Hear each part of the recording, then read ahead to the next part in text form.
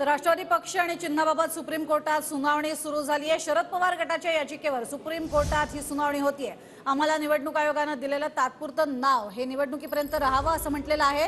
राष्ट्रवादीच्या याचिकेवर 3 आठवड्यांपर्यंत सुनावणी होणार आहे। आताची महत्त्वाची अपडेट आपण बघतोय। अजित पवार गटाला 2 आठवड्यात उत्तर द्यावं लागणार आहे। तर राष्ट्रवादी पक्ष चिन्हाबाबत कोर्टातील आजची सुनावणी ही संपलेली आहे। राष्ट्रवादीच्या याचिकेवरती 3 आठवड्यानंतर सुनावणी होणार आहे आणि निवडणूक आयोगाने दिलेलं तात्पुरतं नाव हे निवडणुकीपर्यंत कायम ठेवा। राष्ट्रवादी काँग्रेस शरदचंद्र पवार हेच नाव कायम ठेवा अशी मागणी यावेळी करण्यात आली आहे। पक्षाच्या नावाबाबत शरद पवार गटाची सुप्रीम कोर्टासमोर ही विनंती सादर झाली आहे। निवडणूक आयोगाने दिलेलं तात्पुरतं नाव निवडणुकीपर्यंत कायम ठेवावं अशी मागणी करण्यात आली आहे। अधिक माहिती या संदर्भात घेणार आहोत। संदीप राजगोळकर आमचे प्रतिनिधी आपल्या सोबत आहेत। संदीप, काय अधिक माहिती?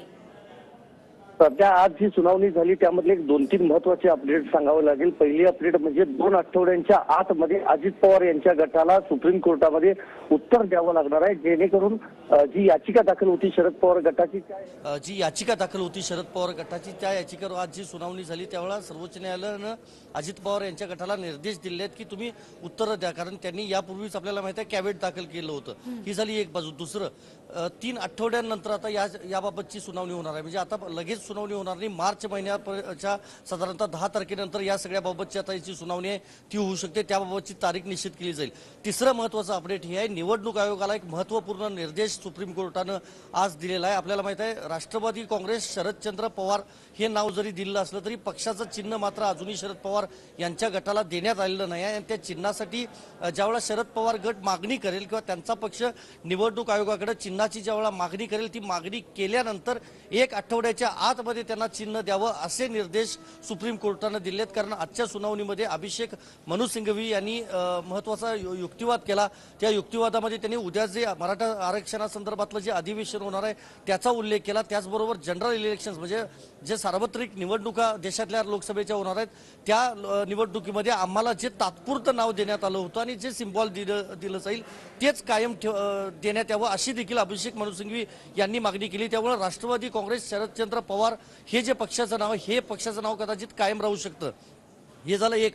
दुसरं, निवडणुकीच्या प्रसारासाठी आणि प्रचारासाठी पक्षाच्या आम्हाला चिन्ह आणि नाव हे अतिशय आवश्यक आहे असं देखील सिंघवी यांनी युक्तिवाद केला। कारण त्याच्याशिवाय राजकीय पक्ष हा चालू शकत नाही आणि निवडणुकीमध्ये जी पत्रक आहेत ती छापण्यासाठी, होर्डिंग छापण्यासाठी आम्हाला पक्षाचं नाव आणि चिन्ह पाहिजे असं सांगत त्यांनी जुन्याच म्हणजे तात्पुरतं आता जे निवडणूक आयोगानं त्यांना जे नाव दिलेलं आहे त्याच्यावर खरं तर दावा केला आहे। तेव्हा आता महत्त्वाचं हेच आहे 2 आठवड्यांमध्ये अजित पवार यांच्या गटाकडून नेमकी काय म्हणणं सादर केलं जातं सुप्रीम कोर्टामध्ये हे बघावं लागेल। कारण त्यांनी कॅवेट दाखल केलं होतं। कॅवेट म्हणजे असं असतं की शरद पवार यांच्या गटानं जी याचिका दाखल केली होती निवडणूक आयोगाच्या निर्णयाच्या विरोधात त्यावेळेला ते दाखल करण्यापूर्वीच खरं तर हे कॅवेट दाखल करण्यात आलं होतं। म्हणजेच अजित पवार यांच्या गटाची आता बाजू जी आहे ती ऐकली जाईल सुप्रीम कोर्टामध्ये।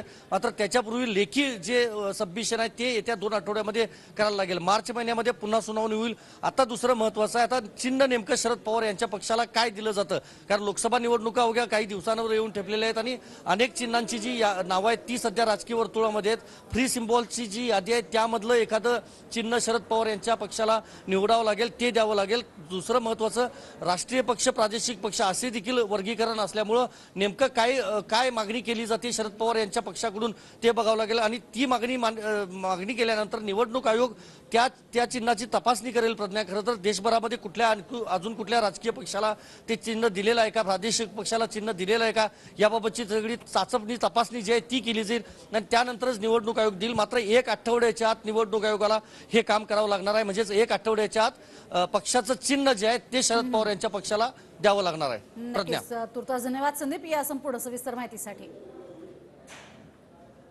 तर शरद पवार गटाच्या मागणीनंतर कोर्टानं आयोगाला आदेश दिलेले आहेत। निवडणूक आयोगानं दिलेलं तात्पुरतं नाव निवडणुकीपर्यंत कायम ठेवा। राष्ट्रवादी काँग्रेस शरदचंद्र पवार हेच नाव कायम ठेवा अशी मागणी आणि विनंती करण्यात आलेली आहे। तर 1 आठवड्यात चिन्ह द्या असे सुप्रीम कोर्टानं निवडणूक आयोगाला निर्देश दिलेले आहेत। त्यामुळे शरद पवार गटाच्या मागणीनंतर कोर्टानं आयोगाला हे निर्देश दिलेले आहेत। त्यामुळे निवडणूक आयोगानं दिलेलं तात्पुरतं नाव निवडणुकीपर्यंत कायम ठेवावं अशी ही मागणी करण्यात आली आहे।